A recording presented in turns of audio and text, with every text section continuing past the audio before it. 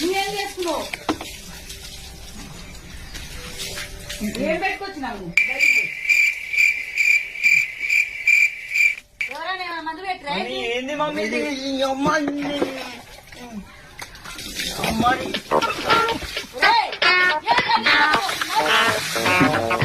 అమ్మ షాంపూ ఏమైంది?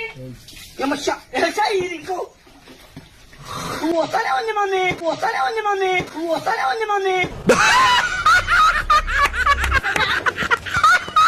నేను ఎట్లా వస్తుంది ఒక చిక్ షాంపుకే?